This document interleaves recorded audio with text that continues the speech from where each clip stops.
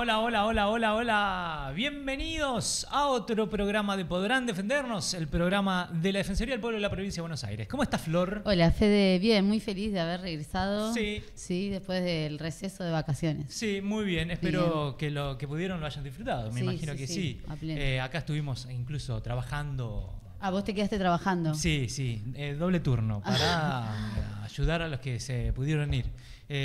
Todo tranquilo por acá también, con ganas de llevar adelante este programa que tenemos muchas ganas de hacer. Hacía rato que no lo hacíamos y hoy tenemos un tema muy importante. Muy importante, vamos a hablar en unos minutitos, que es el tema de teléfonos y niñez. Sí. Un tema candente y de total actualidad y preocupación. Pero primero, lo primero. Lo primero, estamos, nuestra línea de comunicación, las 24 horas al 0800-222-5262 y por WhatsApp al 221-358-1323.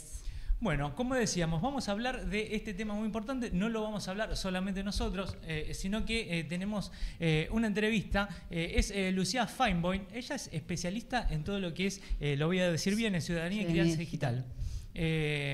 Hace un trabajo muy piola. No vamos a decir todo el currículum porque es muy largo, pero bueno, se viene un trabajo muy bueno y está emparentado con el laburo que venimos haciendo nosotros, la temática que venimos tratando este año, que es todo el tema de pantalla.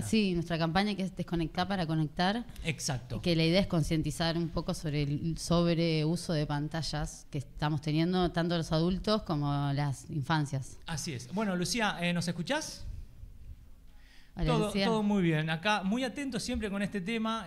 Nosotros este año decidimos trabajarlo muy fuerte porque ya veníamos del año pasado de distintas problemáticas que íbamos viendo y siempre el denominador común era el teléfono, el uso de las pantallas. Y bueno, dijimos, bueno, hay que encararlo por este tema. Tal vez la tentación que tengo al principio, no sé si es para el principio o para el final, es decir, ¿estamos a tiempo de corregir este problema o ya está todo hecho? ¿Vos cómo lo ves? Me parece muy bien. No, vamos a ser optimistas, sino para qué estamos, ¿no? Me parece perfecto. Sí, hay mucho para hacer, sobre todo porque es un tema que creo que hace poquito estamos empezando a problematizar, ¿no? Como sociedad quizás tuvimos como una etapa un poco más de naturalización, de esperar de suponer de que esta época era así y no había mucho para hacer. Y creo que ahora tomando un poquito de nota de algunos efectos, algunas problemáticas, algunas tensiones que ya surgen por el uso acumulado de estas experiencias un poquito excesivas y tempranas en algunos casos, estamos yo creo que recién iniciando esto, ¿no? Ponerlo sobre la mesa, problematizar, hacer algunas preguntas, traer algunas ideas, démonos tiempo como sociedad, no nos apresuremos tanto a tener soluciones rápidas, sino también justamente en esta lógica un poco de contrapeso, ¿no? O un poco como ir en contra de las imitaciones de la época, no apurarnos en que todo se solucione ya, sino pensarlo colectivamente y entender que es un fenómeno social que es muy complejo. Claro. Nosotros tenemos que cada vez chicos y más chicos, y chicas obviamente, tienen acceso a teléfonos, a tablets, sobre todo a todos los contenidos que estamos medio por fuera de lo que ven o no controlarlo en todo momento. Y vos haces un hincapié muy importante en que los y las adultas nos involucremos en qué están viendo, porque los chicos, bueno, no se pueden controlar y menos pueden controlar el contenido que terminan consumiendo. Tal cual, creo que es importante por ahí partir de la base de que así como decimos, bueno, estamos en este momento donde hacemos muchas preguntas sobre nuestra hiperconexión, vale la pena también entender que hoy por hoy transitamos diferentes territorios. Y uno es un territorio digital muy complejo, con muchos desafíos, con muchas cosas espectaculares. Lo que no podemos es menospreciar ese territorio, esas experiencias, esos usos y dejar a los chicos y a las chicas solas, ¿no? Suponiendo que pueden autorregularse, que saben cuidarse, que tienen todas las preguntas en su mente para transitar estos territorios con una mirada crítica. Por el contrario, nos necesitan como en cualquier otro espacio de su vida, de su desarrollo, necesitan personas adultas que guíen, que observen, que pongan límites, que tengan una mirada personalizada sobre las necesidades de ese niño o esa niña. Entonces creo que esto de empezar a entender que es un territorio más, súper desafiante y complejo, pero que es un territorio donde tenemos que desplegar nuestro rol adulto, que obviamente no quiero decir que sea fácil, pero que no puede no estar. Claro, claro. Con todo lo que eso significa, Sí, ¿no? Dar sí. un tiempo más al escaso tiempo que hay. Sí. Acompañar, vos hablás, ¿no? De acompañar a los niños en este momento de uso de las pantallas, ¿no? Mirar con ellos y hablar sobre los contenidos y sobre la experiencia que están teniendo.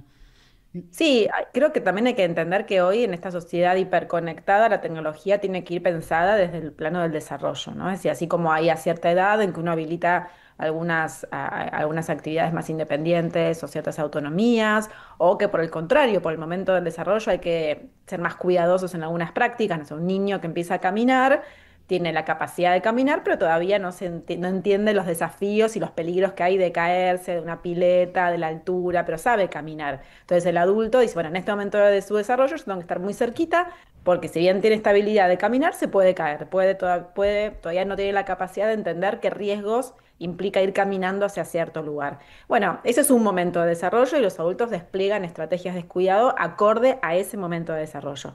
Cuando van creciendo hay momentos donde los desafíos tienen que ver con los primeros usos digitales. Bueno, el primer celular, la primera red social, la primera navegación solitaria, la tablet, lo que sea, tiene que estar inserto en una estrategia que mire su desarrollo y que entienda, bueno, es el momento para habilitar este uso, cuál es entonces el lugar del cuidado, qué posición tomo, qué requiere este nuevo uso, no desde un lugar negativo ni de duelo, sino como un hito de desarrollo, porque ese niño o esa niña debería ya estar listo entonces para usar, ¿no? Esa plataforma, esa aplicación o ese dispositivo, pero sí esto del rol adulto del cuidado, entendiendo la complejidad, ¿no? del territorio digital. También aparece ahí la figura de la escuela, ¿no? De Mm. los maestros, las maestras. Otra complejidad también, porque es como exigirle un poco más de lo que ya hacen y los escasos recursos que en muchos casos cuentan, ¿no? En la escuela. Pero bueno, es también un lugar donde este problema del uso de teléfonos y eso se hace más presente. ¿Y ahí cómo juega la escuela, el sistema educativo? ¿Cuál es la perspectiva para decir, che, hay que ir por este lado, hay que prestar atención a estos factores? ¿Cómo lo ves vos? Bueno, como vos decís, es una exigencia más, ¿no? A la escuela le estamos cargando la tinta con un montón de cosas y también hay que entender que tampoco podemos pedirles todo, pero sí creo que el tema de pantallas y de tecnología y de la época que estamos viviendo necesita una alianza muy fuerte entre escuelas y familias y que la escuela tiene un rol también muy interesante, desafiante, pero muy lindo de ser un gran lugar que problematice y que tome como objeto de estudio a la tecnología en su complejidad, ¿no? Con lo positivo, lo negativo, lo desafiante, lo difícil.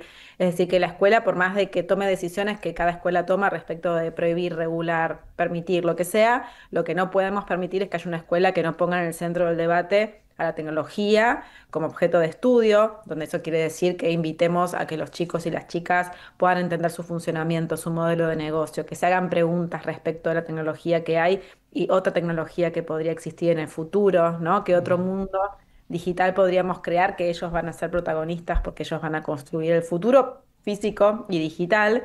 Entonces creo que la escuela tiene el enorme desafío, por un lado, de preparar estos chicos para el uso digital, para potenciar usos más desafiantes, ¿no? Y disminuir un poco el uso pasivo. Es decir, uno a veces asocia que cuando estamos hablando de estos temas pareciera que tenemos una mirada negativa sobre la tecnología, cuando no es así. La tecnología, primero que es lo que es, pero aparte tiene cosas maravillosas y un gran desafío incluso es que esas cosas maravillosas tengan lugar en la vida cotidiana de los chicos porque es su derecho, Claro. ¿no? Sabemos que los chicos tienen derecho a conectarse, a disfrutar de la tecnología, a apropiarse de esos entornos digitales, pero lo que vemos es que sin intervención o sin guía, especialmente de la escuela, esos usos se reducen a prácticas muy pasivas, ¿no? Al escroleo en el sillón. Claro. Entonces también la escuela necesita impulsar usos donde haya que poner mucho más la cabeza al cuerpo para tomar ciertas decisiones, ¿no? Sí, ni hablar ahora con la inteligencia artificial y todas las facilidades que da, es la hora de usarlo como una herramienta a favor, Mm. obviamente. Hay una cosa también interesante a mí que he leído sobre vos, es el lugar importante que le das al juego, ¿no? Mm. Como una alternativa para encontrar ese espacio donde no solo los chicos puedan hacer otra cosa, que sea alejarse de las pantallas, sino desarrollar el sentido del símbolo, Ujú. de ver un poco más allá de lo que está sucediendo acá, ¿no? Ese es un factor clave, me parece. Sí, sabemos que el juego es esencial, esencialmente humano y es esencial en los animales en general.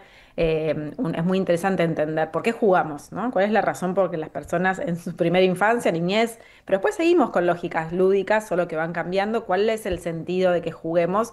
Hay muchas perspectivas, ¿no? Uno puede pensarlo desde una cuestión más de evolución, es una cuestión muy de prepararse para los desafíos, para ir generando situaciones controladas, ¿no? De enojo, de ira, de vínculos, de lidiar con otras personas, como que son experiencias cuidadas que nos van preparando para el futuro. Después hay miradas mucho más quizás desde el psicoanálisis, la psicomotricidad, que nos ayudan a entender la construcción de la subjetividad que se da en el juego, ¿no? De quién soy, quién quiero ser, cómo entiendo el mundo adulto, cómo tramito situaciones traumáticas que me pasaron, que no termino de entender y que entonces a partir del juego las voy haciendo cuerpo, pero sí sabemos desde la perspectiva que sea que el juego es fundamental en la primera infancia y la niñez. Y hoy estamos viendo a más corta edad niños y niñas que dejan de jugar, que a muy corta edad ya no tienen momentos de juego o que cuando los tienen picotean y no logran sostener una escena lúdica y eso no deberíamos naturalizarlo, ¿no? Deberíamos seguir dando esa batalla de que la infancia se siga atravesando a través del juego, que es lo que necesitan, ¿no? Piaget decía que el principal trabajo de la infancia es jugar. Tienen que jugar, no podemos bajar los brazos a que haya niños que no jueguen, no solo porque es muy lindo verlos jugar, sino porque sabemos que para su construcción psíquica, para su subjetividad y para su salud mental y física es indispensable que jueguen. Y bueno, estamos viendo ahí esto que a mí me gusta hablar como de una competencia desleal que se da, ¿no? Entre estas plataformas algorítmicas y propuestas más desafiantes, como puede ser ponerme de acuerdo con un amigo, pensar una idea, llevarla adelante. Bueno, todo eso hoy está un poquito reducido y tenemos que desde el rol adulto hacer mucho esfuerzo para que se sostenga y se potencie. Claro, porque lo que decís es ahí es que nosotros, bueno, buscamos esta estrategia y tenemos a las empresas que están atrás Claro. de los contenidos, de las pantallas y de lo que sea. Que buscan que estés más Claro, tiempo. que hacen el esfuerzo contrario Sí, y claro. con muchísima más fuerza que nosotros, El obviamente. algoritmo, pelear con el algoritmo, ¿no? Tal cual, por eso está bueno evitar una mirada reduccionista que tenga que ver con, bueno, si usa esta plataforma, esta es la consecuencia, sino empezar a entender por qué es un tema social, no es Claro. individual, es una época que Claro. estamos viviendo, donde esta época está, entre otras cosas, signadas por estas tecnologías digitales. Las tecnologías digitales, las que esta que hablábamos recién, que nos preocupan o que son las que vemos que son las más fáciles de instalar y que las que más usamos, valga, ¿no? La aclaración, son plataformas que están, su modelo de negocio se basa en capturar nuestra atención.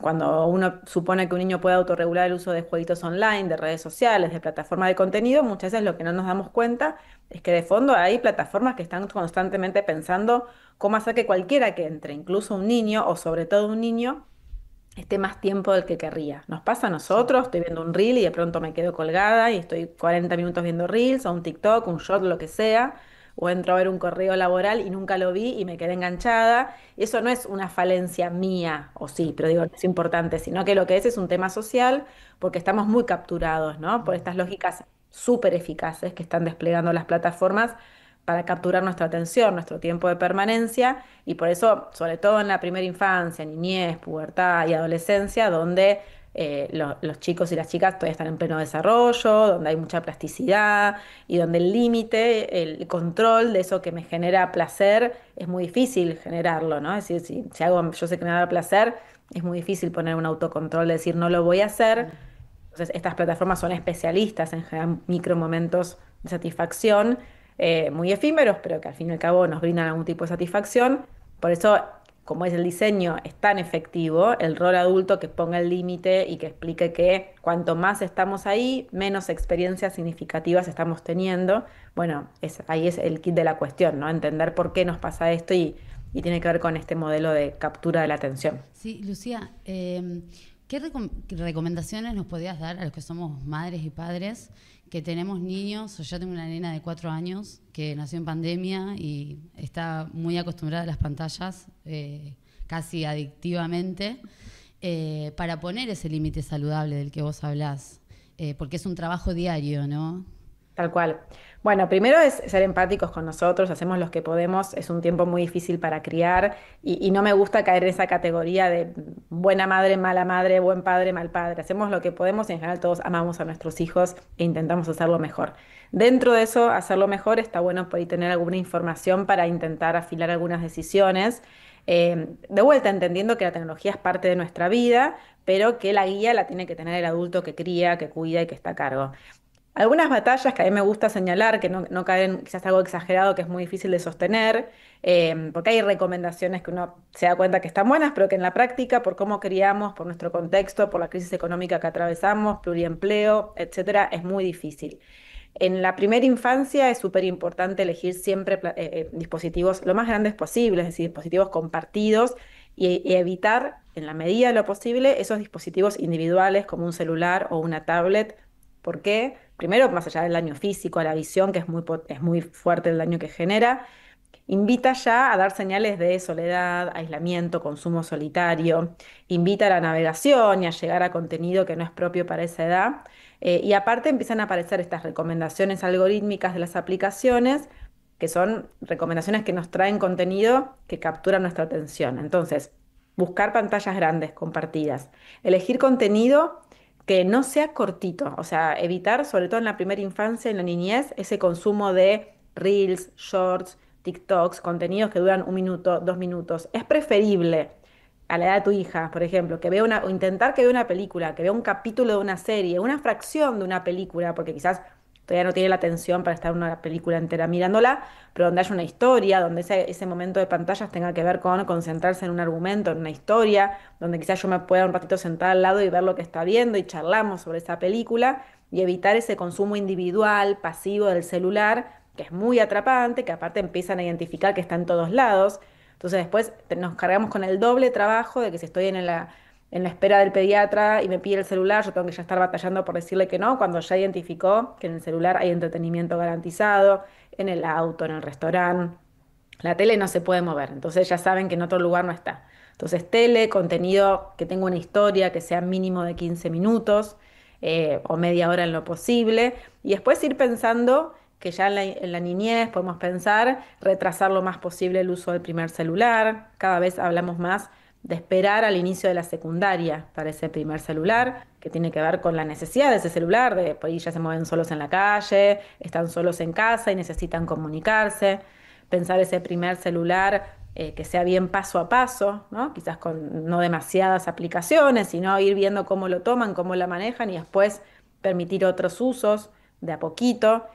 Si necesitamos por el motivo que sea dar un celular antes, porque está solo en casa, porque por el motivo que sea, bueno, entender que quizás hay edades tempranas donde todavía no están desplegadas todas las habilidades para un uso saludable, entonces poner límites bien claros, podría aplicar control parental.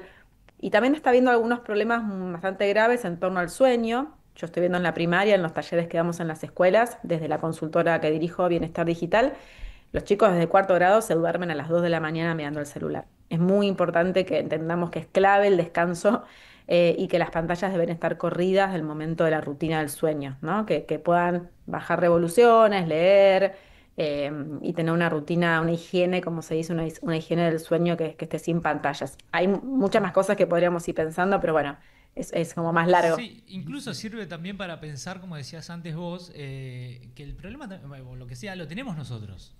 Obvio. Porque, como decía, entras para ver algo y te colgas con otra cosa. También entender eso, ¿no? Sí. Dar un paso adelante. Y dar nosotros el ejemplo claro. de que si te ven todo el día pegado al celular, ellos hacen lo mismo que uno también.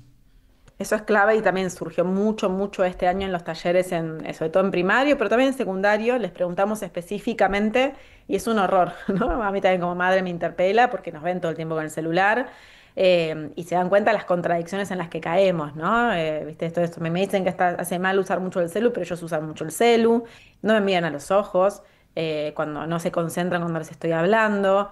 Entonces creo que hay algo que repensar también de nuestro ejemplo, que no tiene que ver con una perfección y bueno, desde que sale del colegio no miro el celular porque es imposible, estamos haciendo todo con el celular, ¿no? Desde comprar, vender, trabajar, comunicarnos, pagar las cuentas, o sea, hay algo ya de que es una trampa pensar que podemos desconectarnos completamente porque después caemos es como cuando uno se pone una rutina alimentaria que no tiene nada que ver con nuestro contexto, ¿no? O sea, no la puedo sostener. Hoy es muy difícil y es casi un lugar de privilegio sostener la desconexión del celular, ¿no? Para quienes tenemos múltiples empleos, preocupaciones, etcétera. Pero sí pensar momentos donde podamos hacer la diferencia y decir, bueno, en este momento del día yo desconecto y estoy con mi hijo o mi hija jugando este rato, ¿no? O sea, es preferible que yo esté media hora, 40 minutos jugando con mi hijo y el celular esté en la mesa apoyado lejos, a que yo esté 2 horas viendo, entre comillas, cómo juega y yo me la pase scrolleando en mi celular, ¿no? Porque eso me está viendo que yo estoy, pero no estoy, esa ausencia, presencia. Entonces, quizás es preferible menos tiempo, pero donde realmente estoy 100% a disposición, charlando, jugando, motivando el juego, proponiendo ideas y compartiendo tiempo de calidad. Claro, y acá nosotros estamos hablando de las primeras infancias, ¿no? Y el problema que conlleva. Pero bueno, más adelante también surge, por el uso del teléfono, todos los problemas que tienen que ver con el juego problemático, con el grooming, con otros delitos, ¿no? Sí. Como, bueno, que el grooming es un delito, el bullying, decir el bullying, o sea, escala el problema a medida que pasa el tiempo también, ¿no? Y hay que tener atención a todos estos factores Sí. también. Como todo en la crianza, porque cuando son más chiquitos es un terreno un poco más controlado, porque uno está muy de cerca mirando y tiene que ver con una presencia física, el cuidado, y a medida que ellos crecen, ese cuidado tiene que empezar a volverse un poquito más sutil, ¿no? Esa cuerda de cuidado se va haciendo cada vez más extensa porque la privacidad, los pares, la soledad cobran cada vez mayor relevancia desde la pubertad en adelante y el rol adulto empieza a ponerse en crisis, cuando a veces no sabemos cómo migrar, ¿no? Esas tareas de cuidado que tenían mucho que ver con el estar cerca, con el acompañar, con el controlar en algún sentido. Y eso se potencia con la tecnología, porque vemos familias que por ahí durante la primaria o en la primera infancia podían sentir que estaba todo bajo control porque tenían muchos controles parentales, les realizaban los chats, la navegación, y en un momento se corta eso, porque los chicos ya quieren vida privada y es esperable y necesario, quieren soledad. Si no se los permitimos, lo logran por su cuenta porque evaden los controles parentales y ahí ya no nos queda otra que confiar en lo que hemos charlado, reforzar el diálogo y sentar como conversaciones lo más genuinas y empáticas posibles para que si sucede algo, si hay una duda, una preocupación, un problema, nos puedan sentir personas de confianza, ¿no? Pero ese pasaje entre el cuidado de la infancia y la adolescencia es muy difícil y en Internet se potencia porque en una etapa nos da Internet muchas posibilidades de controlar y después hay que esforzarse por hacer otro tipo de estrategias que en realidad estaría bueno haberlas hecho antes, ¿no? Bueno, y para ir cerrando un poco con el principio, vamos a cerrar, que decía que la esperanza es lo último que se pierde. Bueno, ¿de qué nos aferramos para no perder esa esperanza? Que decimos, bueno, por ahí el día de mañana va a pasar esto, ¿cómo vemos? Por ejemplo, hay un factor, el otro día leía justamente que sobre todo los más chicos están dejando de usar los auriculares ¿cómo es? Sin Inalámbricos. cables. Vuelven al cable porque es una molestia andar recargándolo. Bueno, para ir el día de mañana se saturan o nos saturamos todos los dispositivos de estar en contacto, no sé, puede pasar cualquier cosa, pero bueno, ¿vos alguna idea que veas en el mañana que pueda mejorar esto?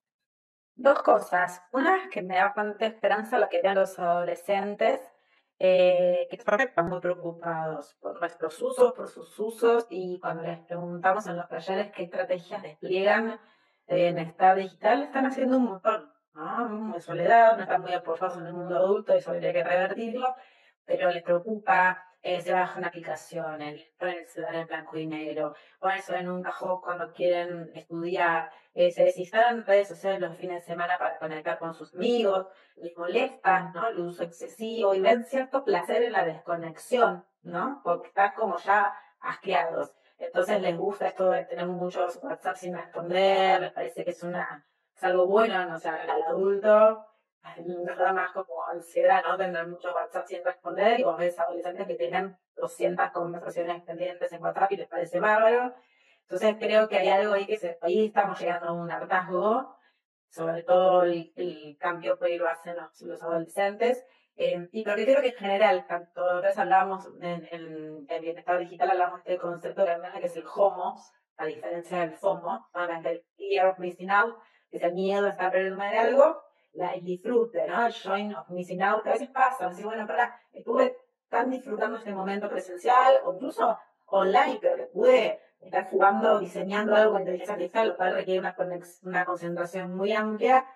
bueno, entonces no miré mi WhatsApp, no miré las redes sociales y me perdí tal noticia y de pronto, en vez de solamente sentir ansiedad, se me empieza a quedar esto de, estuvo buena, ¿no? Me quedé afuera. Entonces ya tengo que ver como con estas reacciones a lo que nos está pasando y que esto que sentimos, esto malestar que creo que están todos un poco sintiendo, se transforma en estrategias. Y la invitación que a mí me gustaría hacer es que esas estrategias sean muy conversadas con los adolescentes porque es lo que nos pueden aportar un montón, ¿no? A cómo hacer para salir de este malestar que estamos sintiendo. Exacto, bueno, muy clarito todo. Me gusta hablar de este tema, obviamente, porque estamos metidos en esto acá en el trabajo, pero bueno, es un tema que nos atraviesa a todos, sí. Sí, sí, sí.